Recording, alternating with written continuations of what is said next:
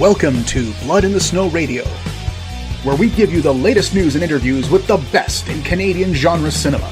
Here are your hosts, Robert Bellamy and Festival Director Kelly Michael Stewart.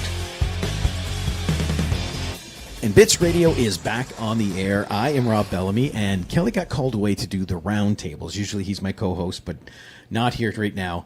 But we are here about the web series called Petit Demons. It says a survivor of prolonged abuse develops an addiction to I don't have my glasses, so I'm struggling. Addiction to... I can give you another one that is closer. Okay, let's do that. Maybe. Yeah. Oh, wait a minute. Actually, here's the light. The light's much better. Oh, there you go. Absorbing the violence of criminals, but a shadowy organization closes in. Sorry to be picky.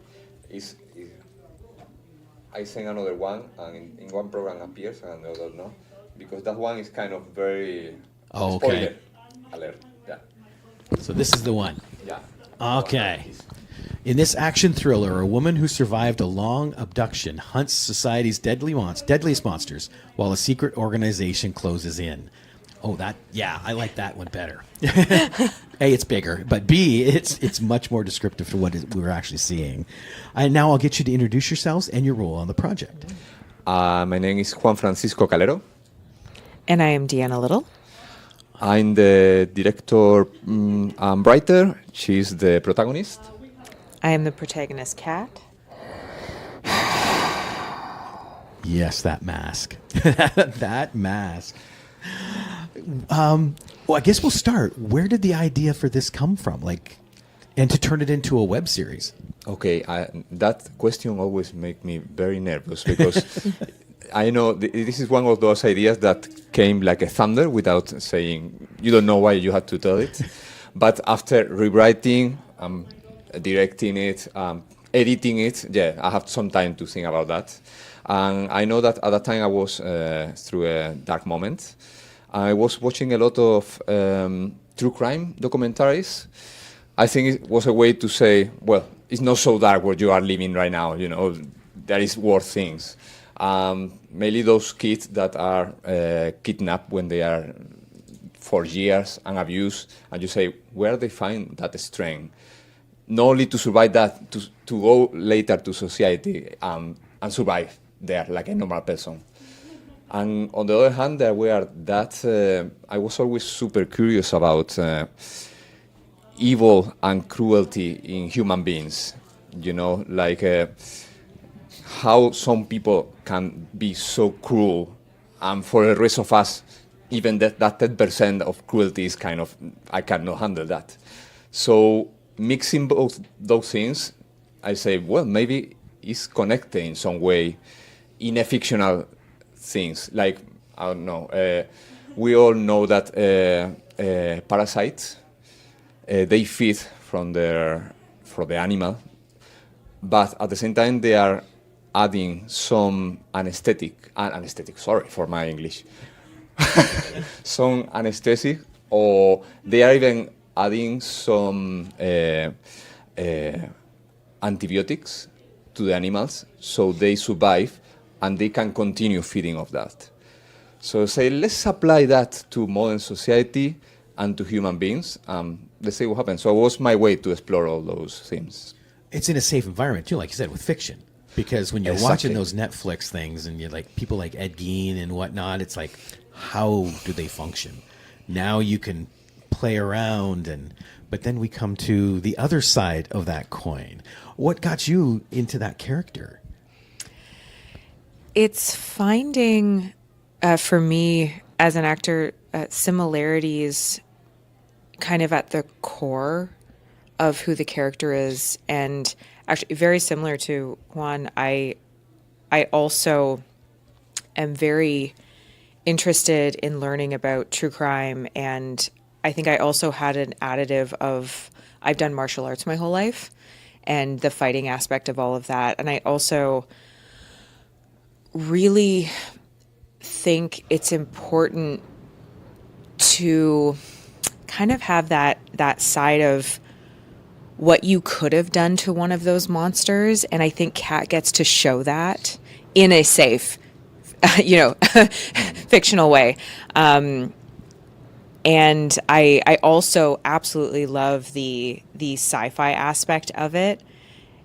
It's one of those things that you could almost dream of doing to somebody like that, in a safe way where nothing actually happens. It's all very safe, but a lot of that comes from trying to learn how to protect myself my whole life, and it was great being able to portray that in a character. It was amazing. A little bit of unleashing. Yeah. I hope everyone can look at that and just, like you can imagine it's you, you just get to look at her and be like, yeah. Oh yeah. Heck yeah. That is cool. And the costume is wicked. Oh gosh, the costume. I mean, our stylist, Maddie Styles is amazing. Maddie Styles is amazing. Oh yeah. She came in, I met her, I looked at that wardrobe, I said, oh, this is exactly what I imagined. She goes, I know. Like, I have to, the thing that stuck out to me the most was the leg armor, because it doesn't look like dirt bike pads or anything. It looks like it's specifically built for Cat. Right. Right. Where did that come from? Amazon. Probably, yeah. Maddie just knows how to find the right gear. She really does. Yeah, and she knows, it's kind of a superhero, no? She knows how important it is to have a recognizable profile. Doesn't matter if you see Kat in the profile, in the front or in the back, who she is. Yeah. And make that, and even practical, she can use all that in her action. Yeah, that was genius. Yeah. And I thought it was really cool too, because there's that opening shot, after the opening, which I thought was amazing, all the mishmash of the angelic figures and the statues and all that, nicely edited. It had a feel of Oliver Stone-esque editing, which I love Oliver Stone for that. Wow, thank you. So yeah, that sucked me right in. But then it cuts to Kat, and it's just the legs walking up on the water and the thing, and the reflection, it was gorgeous. And I think maybe that's why that leg armor stuck out to me so much, is because it's so prominent in that first shot. But then after that, you get to see her kick butt, and she takes on a whole new life after that. We were super lucky and super unlucky because it was July and was raining. Ooh. I was like, no, why is it raining in July? We couldn't. But after that, the floor was beautiful. All those reflections. So you have to use everything. Yeah. A blessing in disguise for Exactly. a petite demon, right? Now, with it being a web series, what are you trying to portray over the series? Because I love the episode, and you get that corporate overlordish feel, at the end. But what is the story for the series? It's in one side is going to be kind of monster of the week. So in every episode, she's going to confront a different monster of society, a different one. But at the same time, is this organization that kind of hunt people like her is closing by in every episode. You don't know why. It's something that we are not going to reveal here, of course. Yep. But and there is a connection also in the voiceover. It's not just a free voiceover that we are adding. She's recording that voiceover. Why she's recording that voiceover? You have to continue watching. Excellent. Oh, yeah, I definitely will be. That's a neat aspect. Because, it did strike me as like an Incredible Hulk TV show type thing, where he's trying to do good while, here comes the army. The wilderness behind. Yes. Will there be addition to other characters? Obviously, something's going to happen with the corporation. But will there be other allies and such? We are going to meet two other characters that are like her. She already met one during the casting session. One is going to be younger, the other one is going to be more the mentor. So they are going to appear in a few episodes almost at the end. It's going to be 5 episodes, so around 4 and 5 we are going to see that. Excellent. And these are roughly around the 5-minute mark? Or 5-minute mark. My idea was like to follow the format of a single comic book issue. You can kind of read that comic in 5 minutes. So it's kind of that spirit. That's a great idea, because this does have a very comic book feel, too. Totally, yeah. Yes, especially with the little demon breath. I don't know what you would call that. I loved that. I like that. yeah. We Yeah. never figured out how to call it. Yeah, demon breath. Demon breath. Yeah. But from now on, it's demon breath. Yeah. Because when it first zooms in, it's like, what is that? And then it gets in, it's like the little bats and stuff. And it's like, oh, that is so wicked. So, yeah, I am so excited for this, guys. Congratulations thank on the you very show. much. Thank you. And, I can't wait to see the rest of the series. Where do people find the series?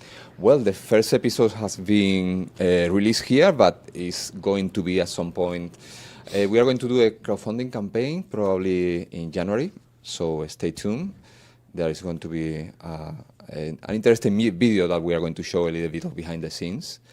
Hopefully, we are going to be able to do. We have finalized so far 20% of the second episode, but we need some funding to continue with the other 3. Pesky funding. Exactly. Yes, right? So from January, we will announce a crowdfunding campaign, and yeah, let's move from there.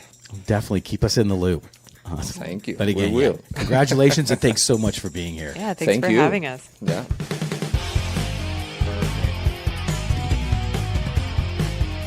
Join us next time for Blood in the Snow Radio. Bits Radio is a production of 3 Evil Cats Productions in association with the Blood in the Snow Canadian Film Festival. For more information and to listen to other episodes, visit bloodinthesnow.ca and tweet us at BitsFilmFest. Music by Jen Gorman, produced and edited by Kelly Michael Stewart. I am Eduardo Correa Lima.